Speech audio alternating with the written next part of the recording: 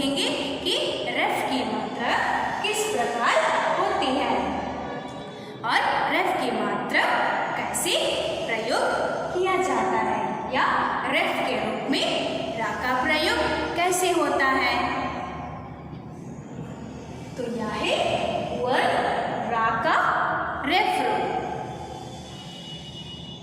तो इस रफ की मात्रा को शुरू करने से पहले हम लोगों को कुछ बातों को ध्यान में रखना जरूरी है। ओके, हम लोग शुरू करेंगे रफ की मात्रा का प्रयोग। रफ के रूप में रा का प्रयोग यह स्वर रहित होता है क्योंकि यह अक्षर रा का आधा रूप होता है और जो भी शब्द रा के साथ प्रयोग करते हैं तो शब्दों में इसका प्रयोग होते समय इसके उच्चारण के बाद वाले जो वर्ण होता है उसके ऊपर रफ की मात्रा का प्रयोग किया जाता है। जैसे पर्स, तो पर्स में हम लोग देखेंगे पा प्लस रफ की मात्रा प्लस सा इजिकल टू पर्स। तो हम लोग क्या किए, रफ की मात्रा लास्ट वाले वर्ण सा के ऊपर प्रयोग किए। और जब भी किसी शब्द के बीच में आधे रा का उच्चारण होता है वहाँ पर भी रफ की मात्रा का प्रयोग किया जाता है।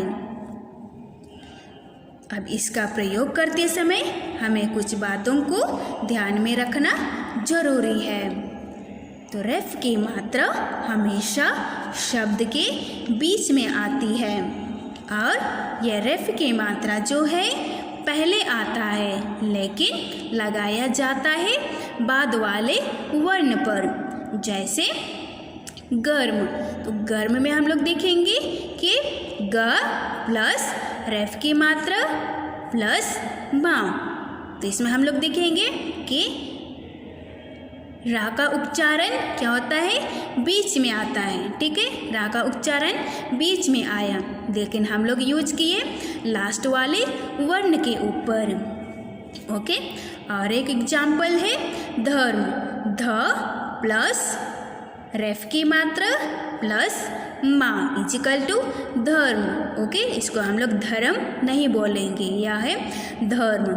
तो रफ की मात्रा एवं रा की मात्रा का प्रयोग एवं उसका उच्चारण बीच में आया लेकिन हम लोग लगाएंगे लास्ट वाले वर्ण मा के ऊपर में। तो और एक बात ध्यान देंगे कि रफ की मात्रा कभी किसी स्वर के साथ प्रयोग में नहीं लाई जाती। तो बच्चों, अभी मैं आप लोगों को स्वर सुलेख के द्वारा आपको ये बताऊंगी कि रफ की मात्रा किस प्रकार लगाई जाती है जिससे कि आपको और अच्छे से समझ में आ जाए। ओके,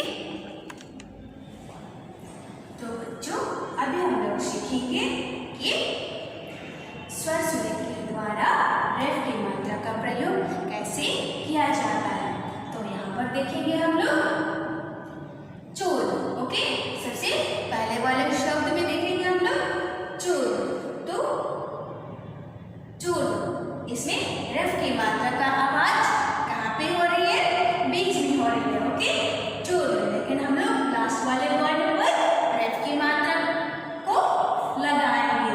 ओके, ठीक उसी प्रकार मुर्गी, जैसे कि मैंने आप लोगों को कहा था कि किसी भी शब्द में चाहे वो आ की मात्रा हो चाहे वो ई की मात्रा हो उसमें भी रफ की मात्रा ओके इसके ऊपर लगाई जाती है। इसको भी आप लोग ध्यान देंगे।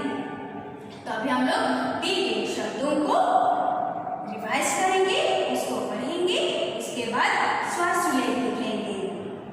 चोर, मुर्गी,